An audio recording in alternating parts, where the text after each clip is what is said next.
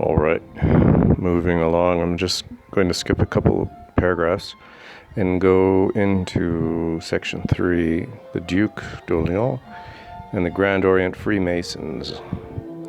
I've been looking into the role of the Freemasons in the context of Bolshevism and the Bolshevik Revolution.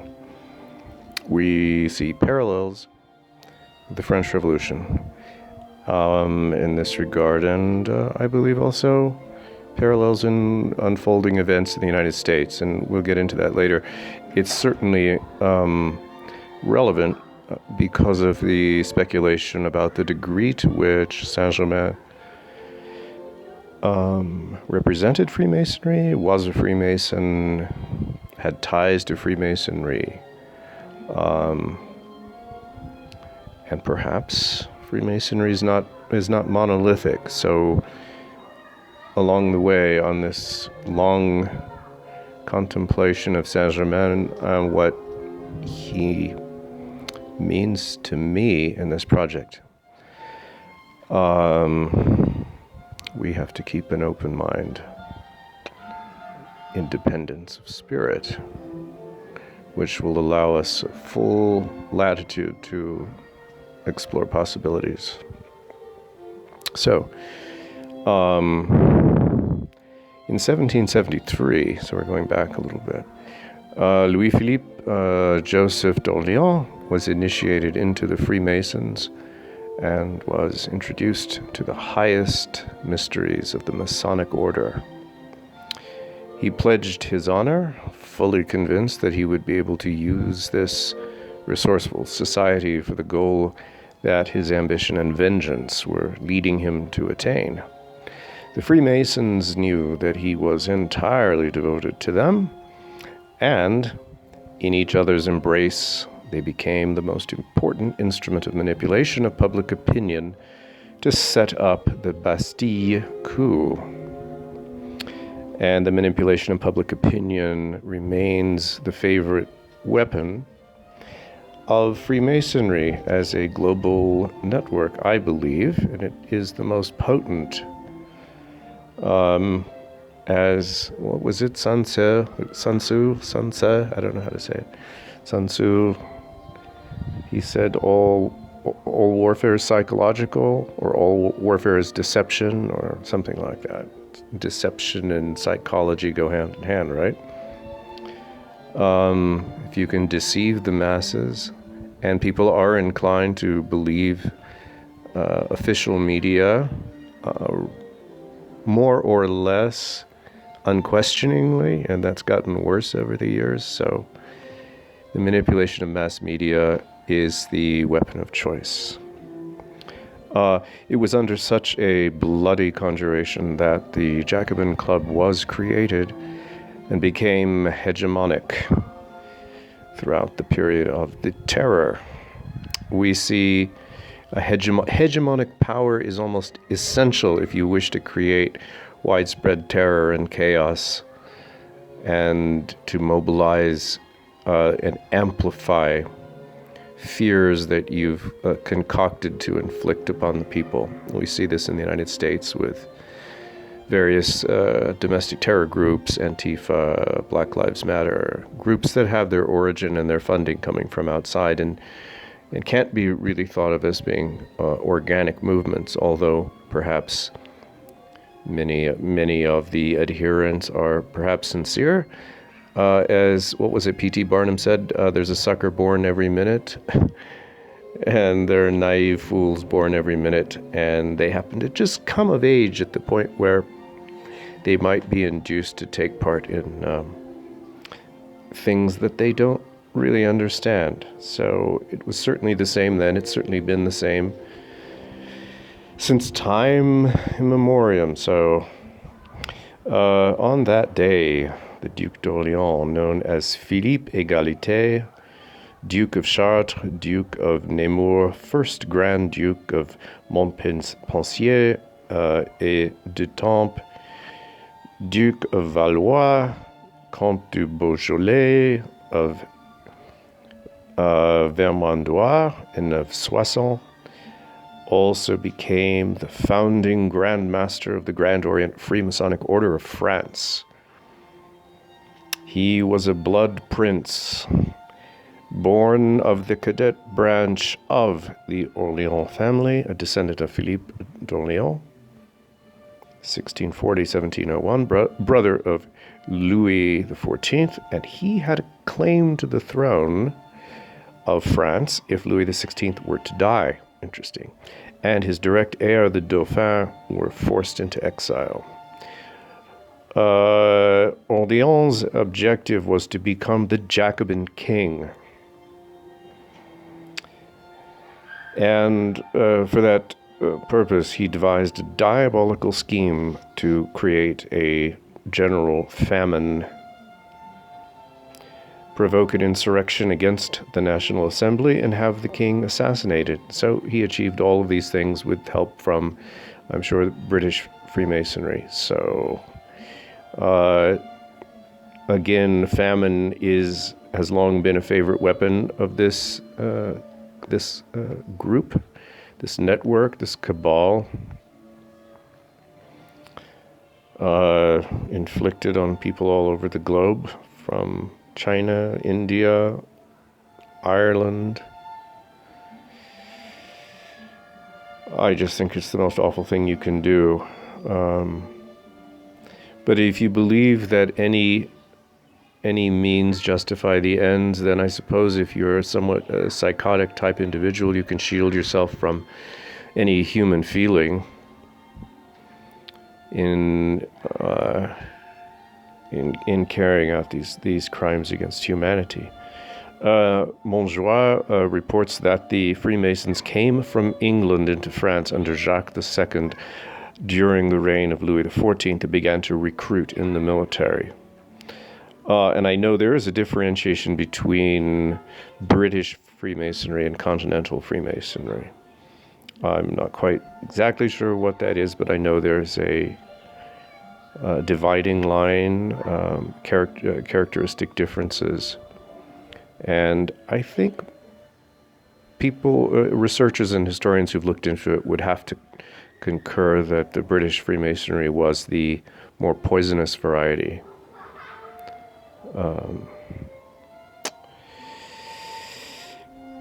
After a while, all French institutions, including the church, had been infiltrated.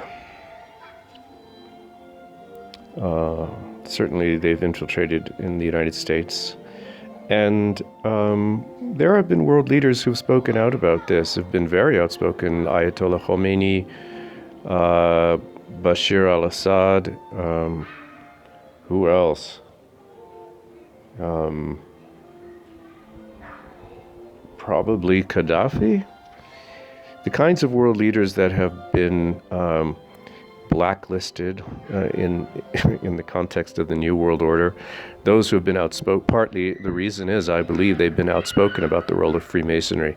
And you look in terms of public opinion, public discourse, to the extent that it exists in any semi-intelligent form, you see any attempt to point the finger at Freemasons is condemned as a quote-unquote conspiracy theory.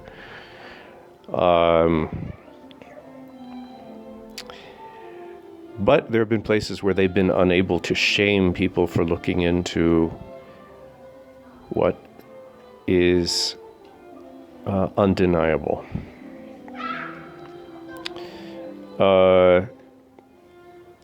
Montjoie relates that when the Masons wanted to escape the surveillance of the police, their leadership was given to the Count of Clermont, Abbot of Saint-Germain-des-Prés, who recruited the nobility into its ranks. Interesting. When the Count of Clermont died, Louis-Philippe Joseph replaced him.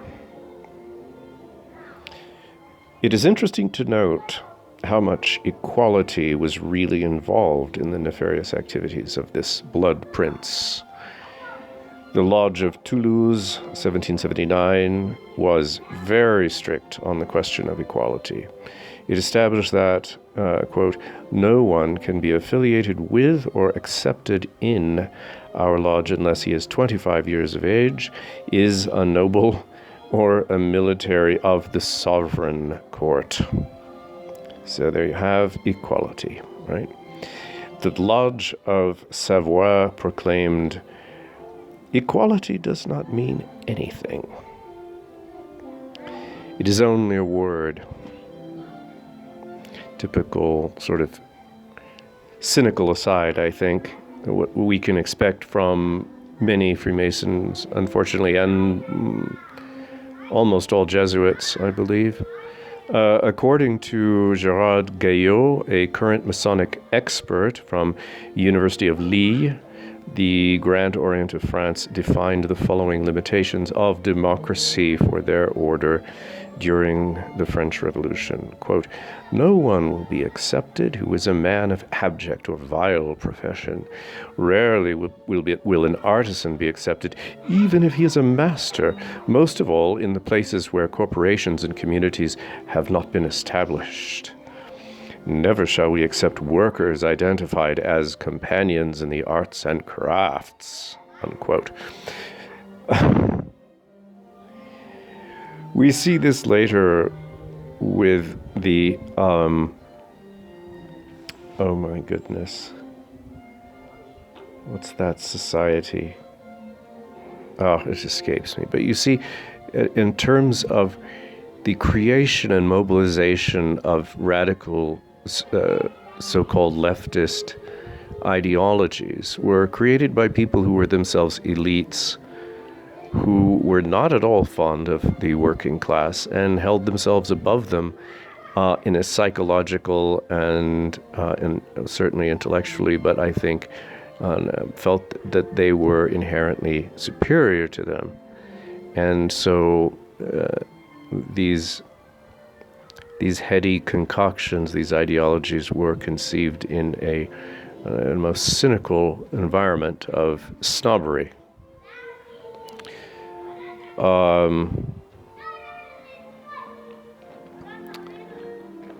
Let's see. Never shall we...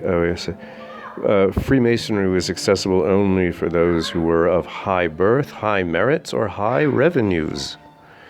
So much for the noble idea of equality.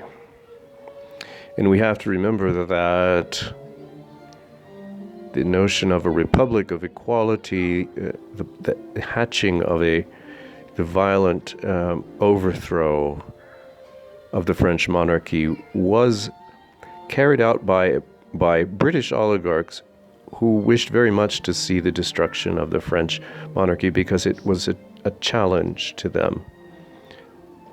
And they certainly didn't want to see these developments happening in their own country. When Orléans was introduced to the highest order and was initiated to receive the degree of Kadosh Knight, I've never seen that term before, he was submitted to the following ritual, as Montjoie reports. First, he was brought into an obscure room in the back of which there was a representation of a dimly lit grotto where bones were displayed and a mannequin was standing, all dressed up with the ornaments of royalty. Next to it stood a double ladder. A little bit like the skull and bones rituals that some of us have read about, yeah? When Louis-Philippe Joseph was introduced by 5 brothers, he was told to lie on the ground. That is 5 brothers, 5 members of the lodge. He was told to lie on the ground as if he were dead. In that position, he was told to recite all the grades that he had received and to repeat all of the oaths that he had made.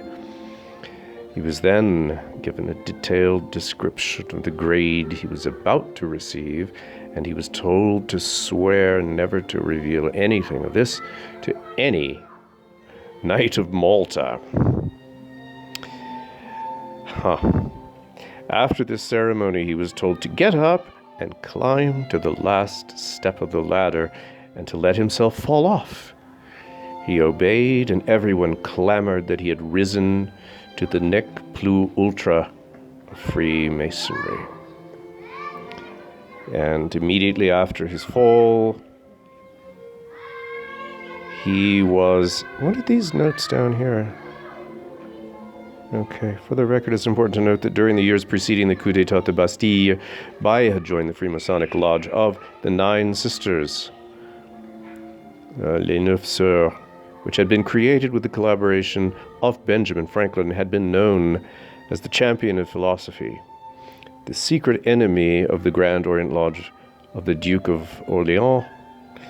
Founded in 1779, the Lodge of the Nine Sisters included an impressive number of individuals such as Baye, Michel de Cubière, Nicolas Fallet, Joseph Jérôme de Lalande, Abbé Cordier de Saint-Fer, blah, blah, blah, blah, blah. Okay. So all of this makes me think that perhaps there is a schism or a split in Freemasonry. Maybe a light and a dark side. I think I feel fairly safe in saying that Saint-Germain was an instrument of good, of light, of freedom, that is, of free will, and unfettered development and fulfillment of human potential, and that he had adversaries, maybe even within the same order. Don't know. But back to this ridiculous ceremony here. Immediately after his fall, he was given a dagger, and he was ordered to give a blow to the crowned mannequin, which is what he did. A liquid in the color of blood squirted out on him and dripped onto the floor. He was further told to cut off the head of the figure and to hold it up with his right hand and hold the dagger soiled with blood in his left hand, which he did. And then it was revealed to him that the bones he saw in the grotto were those of Jacques de Molay, Grand Master of the Templar Order, and that the man whose blood he had spilled and on whose head he was holding in his right hand was Philippe le Bel, King of France. He was furthermore instructed that the sign for the grade to which he was being promoted consisted in putting his hand on his heart and then extend it horizontally, then let it fall on his knee, indicating that the heart of the Kadosh Knight was ready for revenge. And then he was shown the secret handshake, of course. Can't leave out the secret handshake of the Kadosh Knight, which is done by shaking hands in a stabbing gesture. Let's see how, okay, fine. Interesting. This ritual that seems to enact violence being done to the monarch, the king, reminds me of some video I saw recently. There's a Swiss gentleman who exposes the very poisonous effects of secret societies, often using very, very violent means to enforce a kind of psychological stupor, a kind of brainwashed, autocratic kind of, what would you call it? Like as if, and he concerns himself with Switzerland, so it's kind of like Switzerland is under the spell of these dreadful secret societies and their brutal practices that are hidden from general view.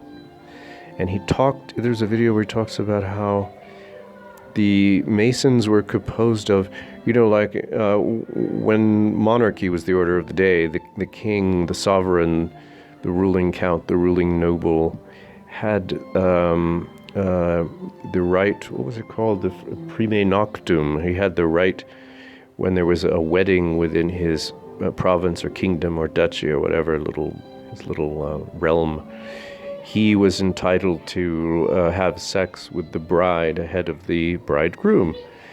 And as a result, the nobles during that time fathered many illegitimate children, specifically illegitimate sons, who grew up knowing who they were, but felt angry and embittered because they didn't enjoy the rights and the privileges of their legitimate siblings. And so they, in order to consolidate their power or to gain some kind of retribution, they made their way into the monasteries and formed these orders, which I think eventually resulted in the Knights Templar, and then perhaps this feeds into Freemasonry, so there's a kind of hatred of the father, hatred of the patriarch, hatred of divine rule, hatred of monarchs in general. So if anybody's listening and knows more about this than me, please send me what perhaps sources that you may have. I don't know whether this is historically correct or not, but it's interesting to me to see this sort of brutality enacted in this ritual directed at the king. Who knows if these bones were really the bones of the King of France or not. It was, it has a psychological effect. And that's the main importance of ritual, is it does have a profound psychological effect on people. People are susceptible. So we have to be very, very careful about what we subscribe to and what we let ourselves in for. Montjoie remarks that this was the Duc d'Orléans' initiation to cruelty, and that his slaying of the mannequin meant the assassination of Louis XVI. So it was, in a sense, a programming ritual. They were programming him to carry this out. Very simple stuff, very simple kind of primitive MKUltra tactics. Now we're moving on to the famine conspiracy. The famine conspiracy. The Duc d'Orléans developed a plan based on three simple underlying assumptions. One, if you cannot trust the leaders to feed you, you cannot trust them to govern you. Right? Two, hunger will convince the people to arm themselves against the king and his ministers. And three, the people will embrace whoever usurps power and gives them the food. Simple, diabolical, deadly, and predictable and cynical and absolutely evil. My great wish is that people will learn of these things and wake up and see how easily they can be manipulated, and take steps, take pains in order to build themselves up from the inside out, and form networks and form bonds of trust with the other people that they believe deserving of their trust, and to not rely blindly on anything or anyone. This is just absolutely tragic. It's hard to read. On July 13th, 1788, France had experienced the most devastating hailstorm in its history. Its most fertile lands were devastated, and the Duc d'Orléans took full advantage of this natural calamity to acquire the remaining grain that was stored in France and ship it to England. Now we see almost the identical tactic happening in Ireland in the next century, and calling it the potato famine as if it were some kind of naturally occurring event. It's interesting how everything always gets shipped to England and taken away from where it's needed most. The Marquis of Ducrest, Orléans' chancellor, was sent to England to oversee the operation. Orléans had no legal difficulty in accomplishing this diabolical deed, since the finance minister de Brienne had signed a free trade agreement with England that allowed an unlimited amount of grain to be exported into that country. There you have, what is free trade? It's a looting operation, dressed up in a euphemism that used to be understood in the world as a looting operation. Cruelty, looting, theft, oppression, murder, exploitation. The Duc d'Orléans' ability to control this crucial food resource and take advantage of the British free trade policy was at the center of his overall plan to usurp the throne of France. Orléans devised the following scenario to bring down the Kingdom of France, as Montjoie reports.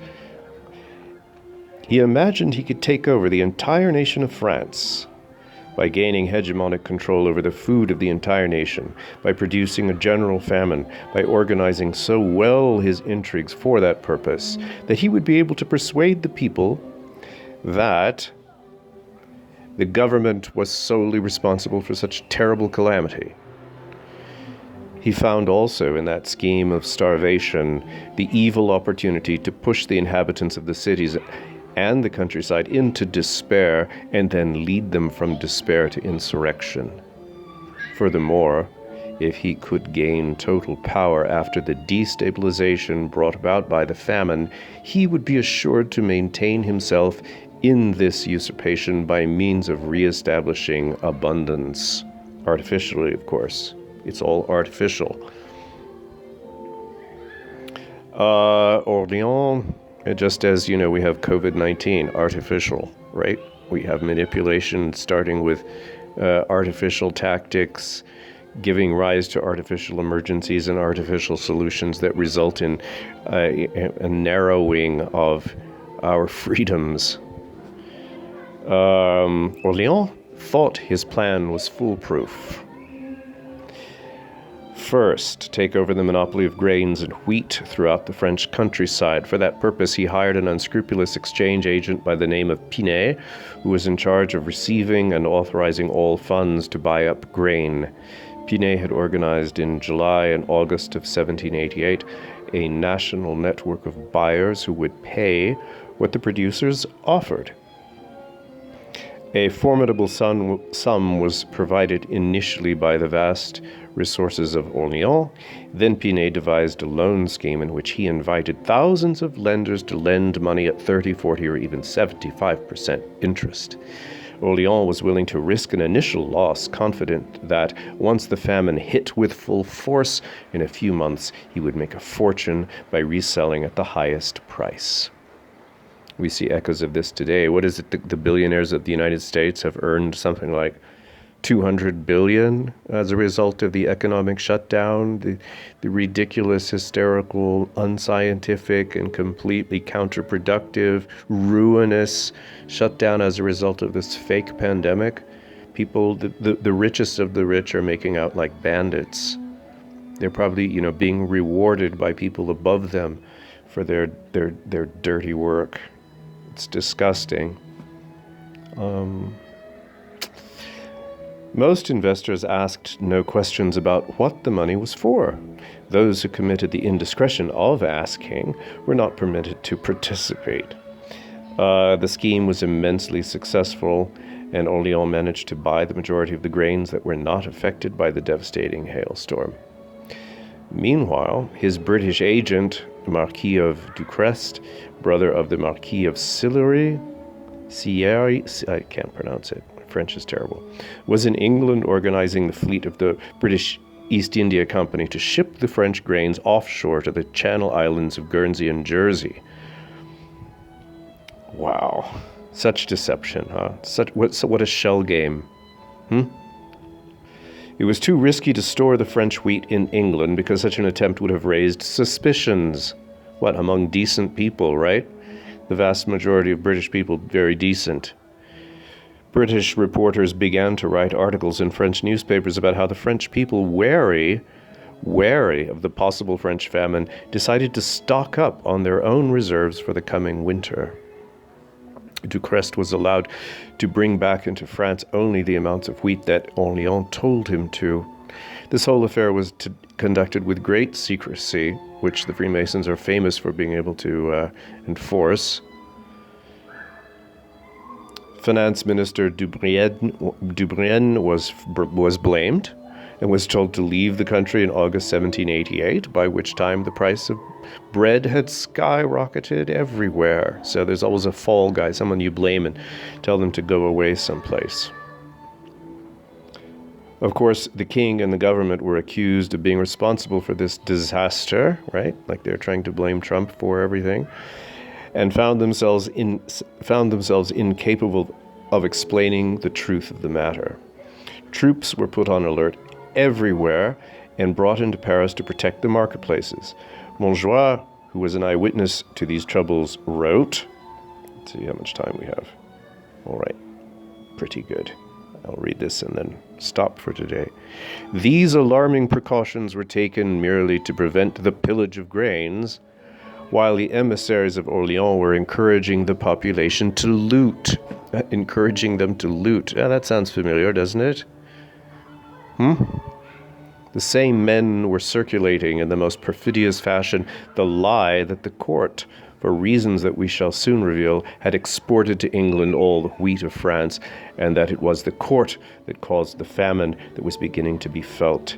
Everybody was putting the dogs on the wrong scent and was blaming the court for the crime that had been committed by Orleans.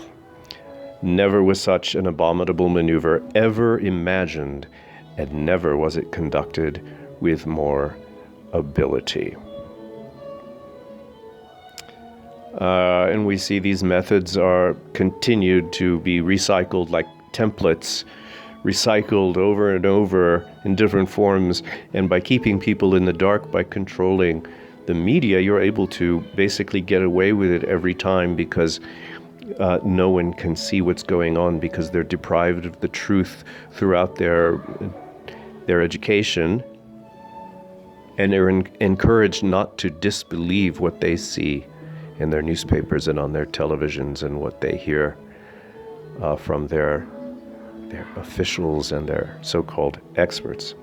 So then, sometime prior to 1789, the Duke d'Orléans had been recruited to French intelligence by Lord Shelburne, Lord Stanhope, and Dr. Price, who created with him the Society of the Revolution. So they created a secret society to carry this out. Lord Shelburne, of course, an oligarch of the worst variety, who was probably more or less overseeing all of this. We'll get into this, and we'll expose and go into these characters elsewhere as well. You'll get to know them, I hope, and begin to be able to profile these types as you see them popping up today. They're always on television, they're always in the news, they're always proclaiming this and that, and they're always absolutely just flat out lying every time they open their mouths, and things haven't changed so much, although I believe things are in for a major, major turnaround. It could be my naivete, but I really think these are very exciting times. I don't know, I haven't listened, obviously I can't hear what this video will sound like, but in the background, maybe you can hear it, maybe you can't, but it's the music written by Saint-Germain.